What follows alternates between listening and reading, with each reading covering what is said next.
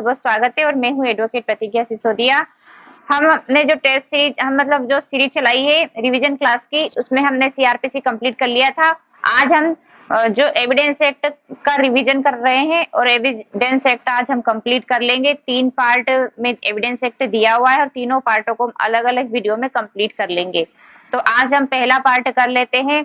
तो हम देख लेते हैं कि तीनों पार्ट में क्या क्या दिया गया है। सबसे पहले तो ये देख लेते हैं, उसके बाद हम तीनों पार्ट अलग अलग वीडियो में कंप्लीट कर लेंगे। तो पार्ट एक जो है भाग 1 एविडेंस एक्ट का भाग 1 जो है वो इसके बारे में कहता है, रिलीवेंसी के बारे में बात करता है। तो इसमें 2 ही चैप्टर दिए हुए हैं, 1 और 2। 1 में 1 से 4 सेक्शन दी हुई है प्रिलिमिनरी में, और चैप्टर 2 जो है चैप्टर 2 में 5 से 55 तक रिलीवेंसी के बारे में दिया हुआ है। भाग 3 में आते हैं, मतलब सॉरी भाग 2 में आते हैं। भाग 2 में 4 चैप्टर दिए हुए हैं। 4 चैप्टर में मतलब 3 से शुरू होता है। चैप्टर 3 में जो है ऐसे तथ्यों के मतलब जो स्वीकार कर लिए गए हैं उनको मतलब साबित करने की जरूरत नहीं होती, उसके बारे में चैप्टर 3 में दिया हुआ है 56 से 58 तक। 4 चैप्टर में मौखिक साक्ष्य की बात है और उसमें 59 और 60 2 सेक्शन दी हुई है। 5 में डॉक्यूमेंट्री एविडेंस की बात है, दस्तावेजी एविडेंस की बात है, तो उसमें 61 से 90 तक दिया हुआ है। उसके बाद चैप्टर 6 आता है। चैप्टर 6 कहता है मतलब जो डॉक्यूमेंट अगर एविडेंस डॉक्यूमेंट्री अवेलेबल है तो मौखिक साक्ष्य नहीं देने देंगे, इसके बारे में जो है चैप्टर 6 कहता है। और ये जो है 91 से 91 से 100 तक सेक्शंस का इसमें रेंज है। तो ये मतलब बेस्ट एविडेंस का रूल इसमें दिया हुआ है 91, 92 2 सेक्शंस में। उसके बाद आता है भाग 3। भाग 3 में 5 चैप्टर है। भाग 3 में 5 चैप्टर है और भाग 3 जो है उसके बारे में साक्ष्य की उत्पत्ति और प्रभाव के बारे में बात करता है। इसमें चैप्टर 7 है। चैप्टर 7 में सबूत के भार के बारे में है। 101 से 114 तक, 101 से 114 तक सेक्शंस का रेंज है। उसके बाद चैप्टर 8 है, उसमें स्टॉफल की बात है, विबंध की बात है, 115 से तो 117 तक सेक्शंस का रेंज है इसमें। और उसके बाद आता है चैप्टर 9 में एविडेंस जो गवाह है, साक्षी, उनके बारे में है। साक्ष्य मतलब कौन साक्ष्य दे सकता है, कौन नहीं, गवाह कौन होगी, उसके बारे में चैप्टर 9 बताता है। तो उसका जो सेक्शंस का रेंज है 118 से 118 से तो 134 तक, 134 तक है। 118 से 134 तक चैप्टर 9 में दिया हुआ है। उसके बाद 10 आता है, जो 9 में मतलब जो गवाह आएंगे उनकी जो एग्जामिनेशन कोर्ट करेगा वो 10 में दिया हुआ है। 10 में टेस्ट लिया जाएगा गवाहों का, साक्षियों का, उसके बारे में 10 कहता है। तो 10 में जो है सेक्शंस का रेंज जो है 135 से तो 166 तक दिया हुआ है, 166 तक। फिर लास्ट में चैप्टर आता है 11, क्योंकि हमारे 3 भाग है, 11 चैप्टर है और सेक्शन जो है 167 है। तो लास्ट वाला 167 सेक्शन जो है चैप्टर 11 में चला जाएगा और ये साक्ष्य के अनुचित ग्रहण अग्रहण के विषय में बात करता है। अब हम देखते हैं चैप्टर 1 मतलब भाग 1 देखते हैं। भाग 1 में चैप्टर 1 और 2 हम देख लेते हैं। 5 से मतलब 1 से 55 तक सेक्शन हम कवर कर लेंगे इस भाग 1 में। तो भाग 1 जो है उसमें चैप्टर 1 दिया हुआ है। भाग 1 का जो नाम है वो है रिलेवेंसी वाली बात करता है, सुसंगतता, तथ्यों की सुसंगतता के बारे में है। और जो चैप्टर 1 है वो प्रिलिमिनरी की बात करता है, मतलब उसमें बताया गया कब लागू हुआ कब नहीं हुआ उसके बारे में बात करता है।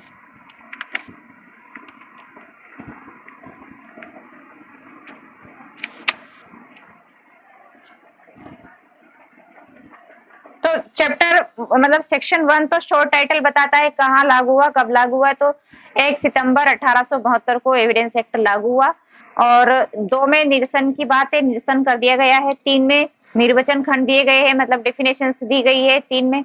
और 4 में उपधारणा कर सकेगा, उपधारणा करेगा, उपधारणा कर सकेगा, उपधारणा करेगा और निश्चायक सबूत। मतलब एक तो उपधारणा कर सकेगा मतलब मे प्रिज्यूम, उपधारणा करेगा शेल प्रिज्यूम और कंक्लूसिव प्रूफ निश्चायक सबूत, तीनों इसमें 4 सेक्शंस में दी गई है सेक्शन 4 में। तो उपधारणा क्या क्या होती है वो हम देख लेते हैं। उपधारणा प्रजम्पशंस, तो उपधारणा है ना 3 तरह की होती है। एक तो तथ्य की उपधारणा होती है, एक विधि की उपधारणा होती है, और एक होती है तथ्य की विधि की मिश्रित उपधारणा।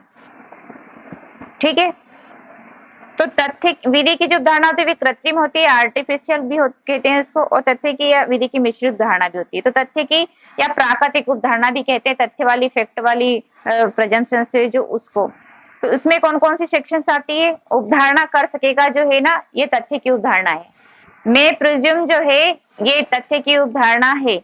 उपधारणा कर सकेगा मतलब बाउंड नहीं है, कर सकेगा।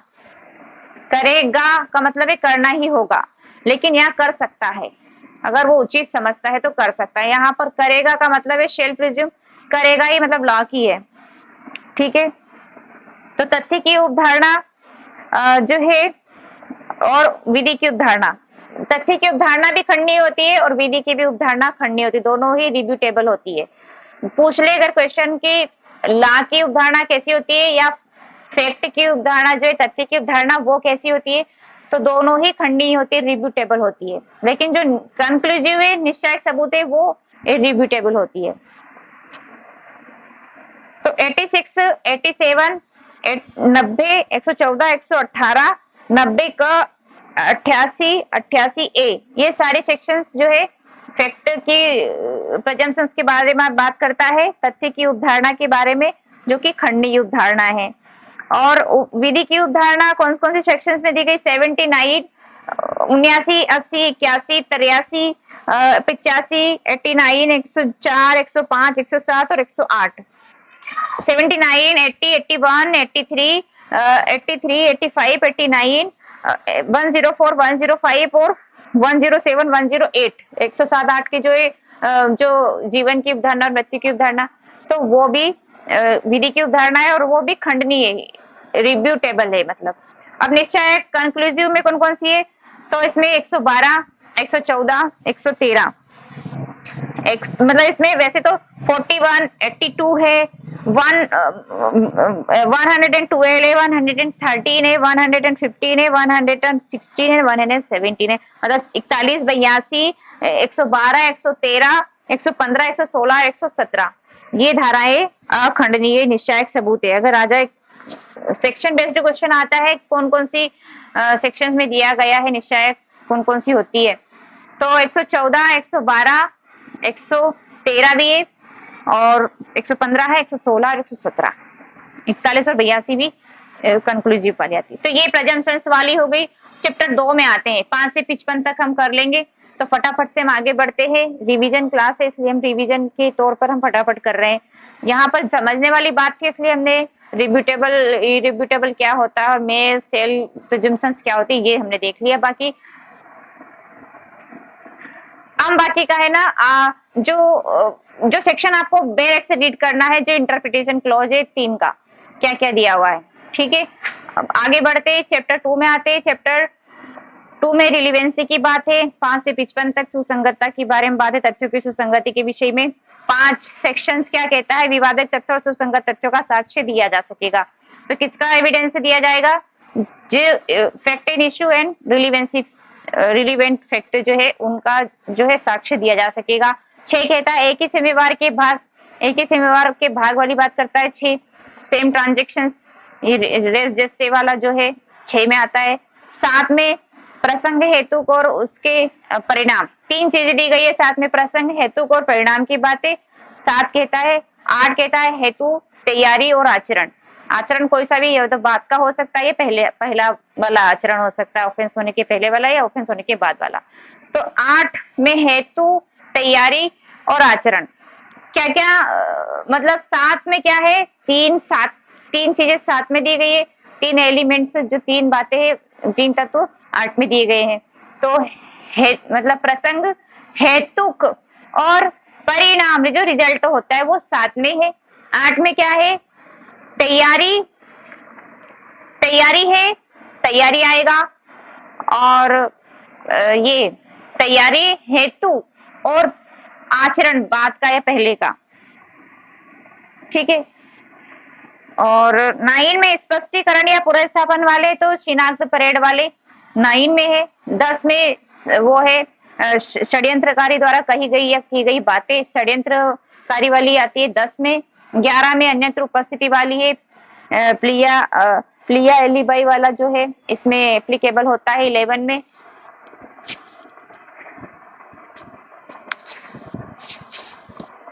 उसके बाद आता है सेक्शन 12 में जो है नुकसानी की रकम की बात है, तो ये सिविल वाली बात हो गई, सिविल में एविडेंस दिया जाता है 12 सेक्शन। 13 में अधिकार या रूढ़ी की बात है, 13 अधिकार या रूढ़ी की बात करता है। 14 में शरीर की मन की स्थिति जो है स्टेजेस उसके बारे में बात करता है, मन की और शरीर की दशा शारीरिक संवेदना की बात 14 करता है। 15 में जो एक कार्य आकस्मिक था या साहसी था उसके बारे में है। 16 में जो है बिजनेस में जो काम किया जाता है, कारोबार में जो काम किया जाता है उसकी बात है 16 में। 17 में स्वीकृति की बात है ना, 17 में स्वीकृति की बात है। 17 और 23, 17 से 23 तक ये सेक्शन जो है ना ये सिविल की स्वीकृति की बात करता है। 17 से सेक्शन 17 से 23 तक सिविल की स्वीकृति जो है उसके बारे में बात करता है। स्वीकृति 17 में दिया हुआ है। और 18 स्वीकृति कौन करेंगे उसके बारे में 18 है, तो कार्यवाही के पक्षकार या अभिकर्ता द्वारा स्वीकृति की जाती है। कार्यवाही के पक्षकार या अभिकर्ता के द्वारा जो स्वीकृति की जाती है वो 18 में की जाती है। 19 में है ना अगेंस्ट की बात है, उन व्यक्तियों की स्वीकृति जिनकी स्थिति वाद के पक्षकारों के विरुद्ध साबित की जानी है, मतलब उन व्यक्तियों की स्वीकृति ली जाती है इसमें जिनकी स्थिति जो है वाद के पक्षकारों के अगेंस्ट विरुद्ध साबित की जानी है, ये अगेंस्ट की बात करता है। अब आता है सेक्शन 20, 21, 22। तो 20 जो है 20 अभिव्यक्त रूप से निर्दिष्ट व्यक्ति द्वारा स्वीकृति। 20 क्या कहता है, एक्सप्रेसली बता दिया गया है कि भाई ये व्यक्ति स्वीकृति करेंगे, बता दिया गया है तो वही स्वीकृति करेंगे। 20 में है अभिव्यक्त रूप से निर्दिष्ट व्यक्तियों के द्वारा स्वीकृति 20 में है। 21 क्या कहता है, स्वीकृति करने वाले के विरुद्ध या उनके द्वारा या उनकी ओर से साबित किया जाना। तो जो स्वीकृति करता है उसकी ओर से, उसके द्वारा या उसके विरुद्ध साबित करना है, तो यहाँ पर 21 में किया जाएगा। 22 दस्तावेजों की अंतर वस्तु इबादत के बारे में इसमें मौखिक स्वीकृति की बात है 22 में, ठीक है। तो मौखिक स्वीकृति है 22 और 22A। तो 22 में तो दस्तावेजों की अंतर वस्तु के बारे में बात करता है और 22A जो है इलेक्ट्रॉनिक अभिलेखों की अंतर वस्तु के बारे में बात करता है। तो दोनों अंतर वस्तु के बारे में बात कर रहा है, लेकिन यहाँ पर दस्तावेजी अंतर वस्तु की इबादत के बारे में 22 और 22A जो है अभिलेख के बारे में बात करता है, इलेक्ट्रॉनिक अभिलेख के बारे में मौखिक स्वीकृति है इसमें। अब 24 से 30 तक जो आएगी वो क्रिमिनल की कन्फेशन होगी। कन्फेशन संस्वीकृति जो होती है वो आपराधिक मामलों में की जाती है और स्वीकृति जो है सिविल मामलों में की जाती है।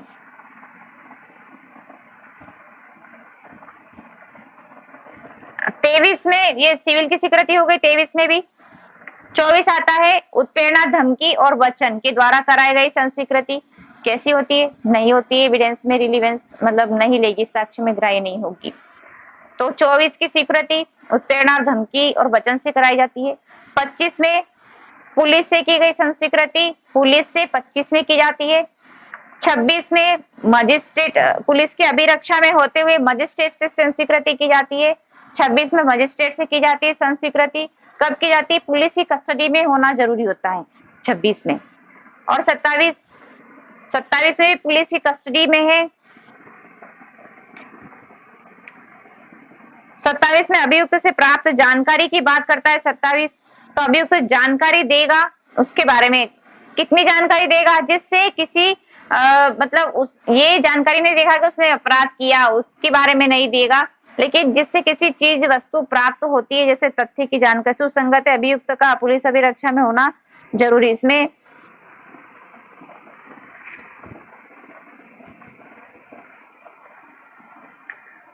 इसमें ये क्वेश्चन इंपॉर्टेंट है, मतलब ये सेक्शन 27 बहुत ही इंपॉर्टेंट है। इस पे केस लॉ है Devman Upadhyay versus state of UP वाला है।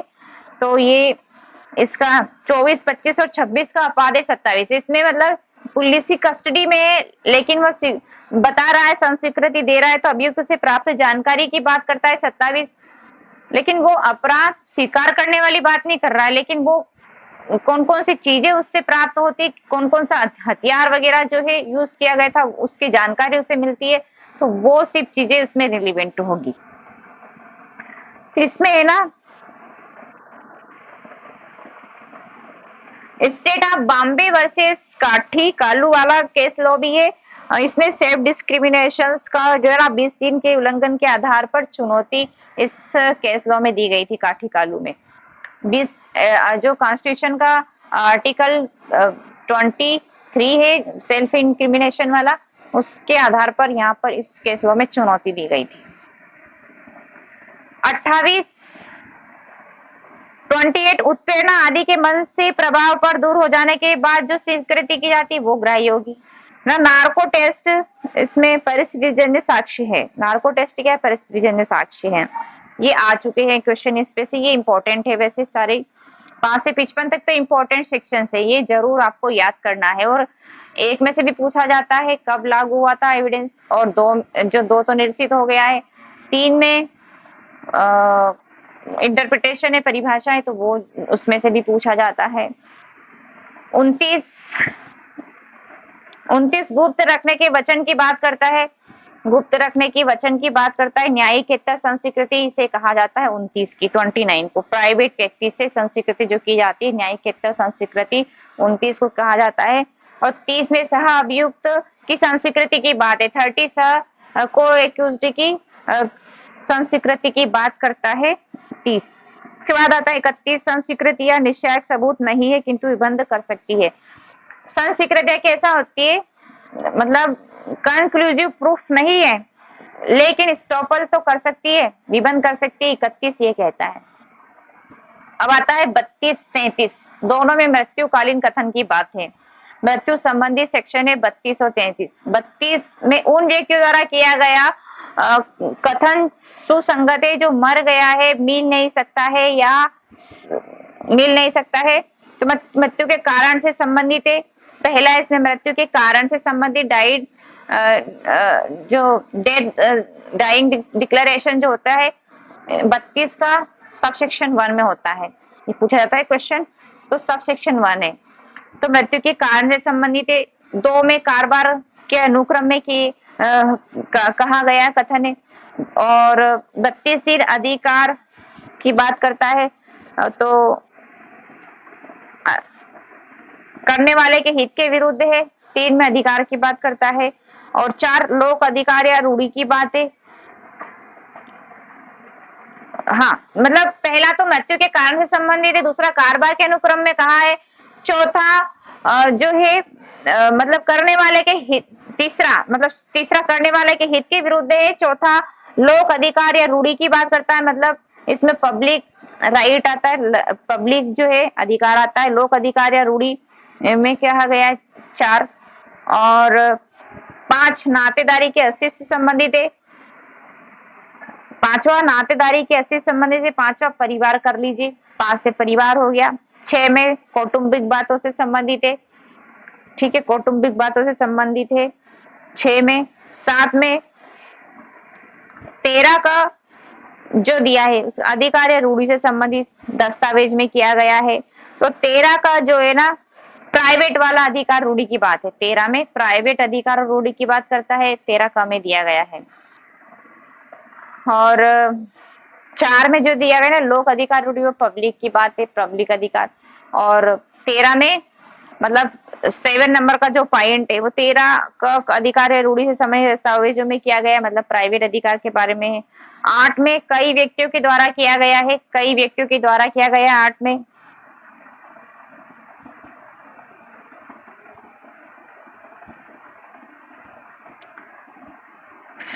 अब आता है सेक्शन 34, 35, 36 और 38। ये इंपॉर्टेंट सेक्शन है। 34वीं लेखा पुस्तकों की प्रविष्टियों के बारे में बात करता है। 34 लेखा पुस्तकों की प्रविष्टियों की बात करता है। लेखा पुस्तकों की प्रविष्टियां 34 में। 35 में कर्तव्य पालन में की गई बातें की बात करता है। 35 में कर्तव्य पालन में। 36 मानचित्रों, चार्टों, रेखांकों की बात करता है। 36 में मैप्स, प्लान्स। 36 मैप्स, प्लान्स, मानचित्रों, चार्टों, रेखांकों की बात करता है।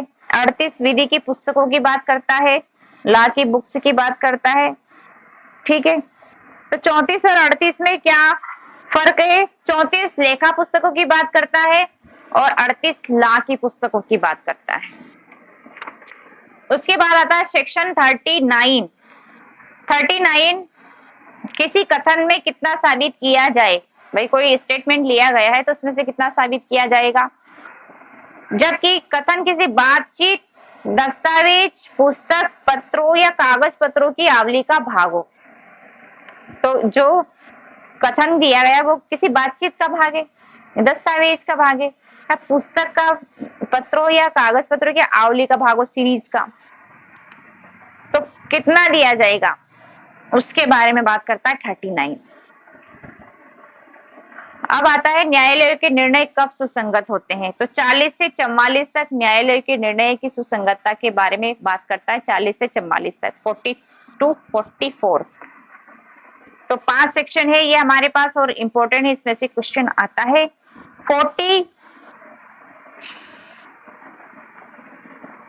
के कहते हैं द्वितीय वाद या विचारण को रोकने के लिए पूर्व निर्णय सुसंगत है।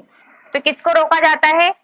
सेकंड सूट और ट्रायल का रिस्ट्रिक्शन इसमें लगाया गया है। सेकंड सूट नहीं आएगा और सेकंड ट्रायल नहीं होगा। तो द्वितीय वाद या विचारण को रोकने के लिए पूर्व निर्णय सुसंगत है।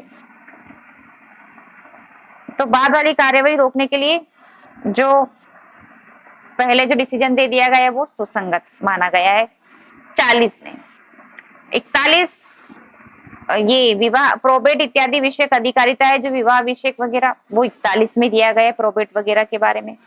42 धारा 41 से भिन्न डिक्री, निर्णय, आदेश के सुसंगति और प्रभाव।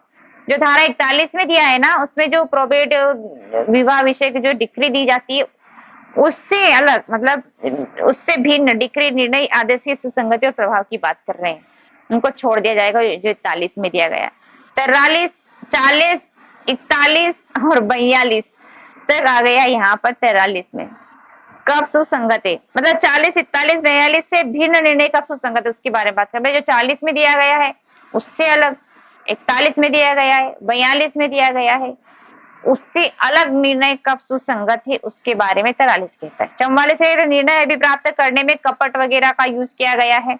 कपट, दुर्संधि या कोर्ट की अक्षमता साबित की जा सकेगी, इसके बारे में 44 कहता है। 44 में कपट का यूज करके जजमेंट पास करवाया गया है, निर्णय अपने फेवर में करवाया गया है, तो उसके बारे में 44 कहता है।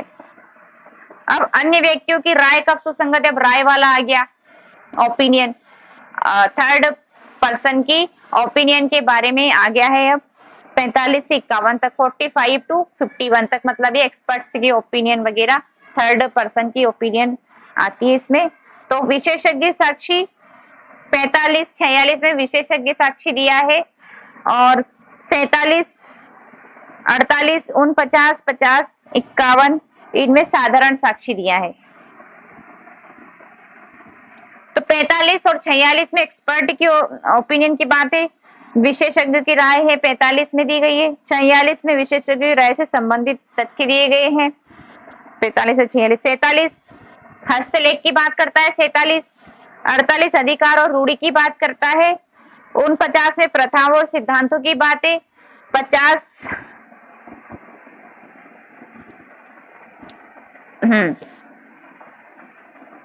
50 में नातेदारी के बारे में राय की बात है, और 51 में राय के आधार कब सुसंगत है। 50 और 51 एक जैसी राय की बात करता है, तो नातेदारी के बारे में राय 50 में बताई गई है, तो राय के आधार का सुसंगत है वो 51 बताता है।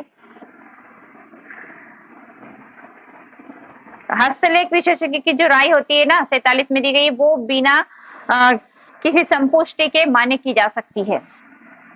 45 ए है, 47 ए है, दो सेक्शन ये भी इंपॉर्टेंट है, स्टार लगा लीजिए इन पे। 45 का इलेक्ट्रॉनिक साक्ष्य के परीक्षक का मत, 45 का इलेक्ट्रॉनिक साक्ष्य के परीक्षक का मत की बात करता है 45 का। और 47 ए है इलेक्ट्रॉनिक हस्ताक्षर के बारे में राय कब सुसंगत है। इलेक्ट्रॉनिक हस्ताक्षर की बात करता है ए, तो मतलब 47 ए, 47 ए। अब 50 51 हो गया, 52। अब आपको स्टील कब सुसंगत होगा, इनमें सेक्शंस को कनेक्ट करना है साथ में, जो सेक्शन एक जैसी है। तो 52 से 55 तक है यहाँ पर, 52 से 55 तक स्टील कब सुसंगत है। तो 52 और 55, 52 और 55 सिविल के स्टील की बात है। सिविल में जो रहता है चरित्र, उसके बारे में 52 और 55 में बताया गया है। तो 52 सिविल मामलों में स्टील विसंगत है। 52 क्या कहता है, सिविल मामलों में स्टील विसंगत है।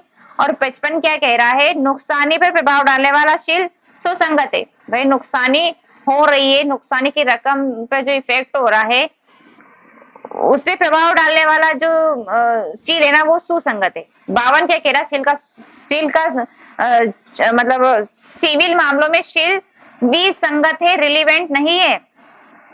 और यहाँ पर 55 क्या कह रहा है, नुकसानी पर अगर प्रभाव डाल रहा है ना, तो सुसंगत है। 52 और 55 इस सिविल का है। अब है 53 और 53 ए। 53 ए, तो ये इसमें पूर्वतन अच्छा शील सुसंगत है। 53 क्या कह रहा है, क्रिमिनल का शील की बात कर रहा है 53 और 53 है। तो 53 कह रहा है पूर्वतन अच्छा शील सुसंगत है।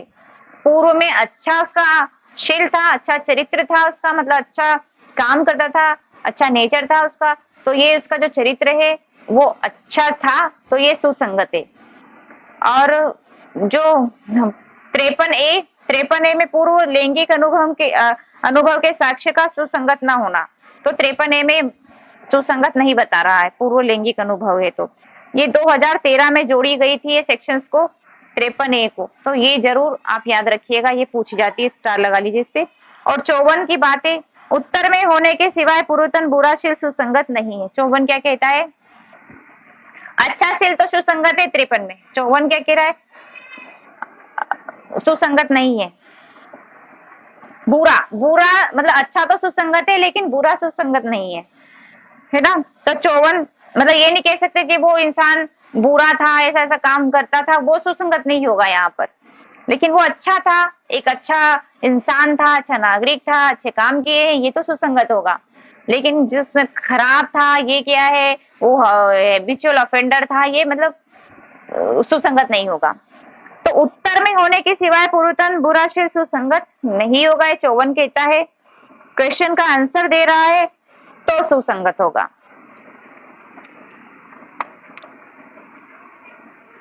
तो ये हमारे 5 से 55 तक सेक्शंस कंप्लीट हो गया। चैप्टर भाग 1 कंप्लीट हो गया। चैप्टर 1 से तो चैप्टर 2 कंप्लीट हो गया है। 1 और 2 चैप्टर कंप्लीट हो गया, बाकी के हम अगले वीडियो में करते हैं और अभी कर लेंगे एक के बाद एक, ठीक है। अगर आप लोगों को अच्छा लगा है, हेल्पफुल लगा है, तो एक लाइक जरूर करिए, नए चैनल पर सब्सक्राइब कर लीजिए और वो बेल आइकन को प्रेस कर दीजिए ताकि ऑल वीडियो की नोटिफिकेशन आप तक पहुंचे। Thank you so much.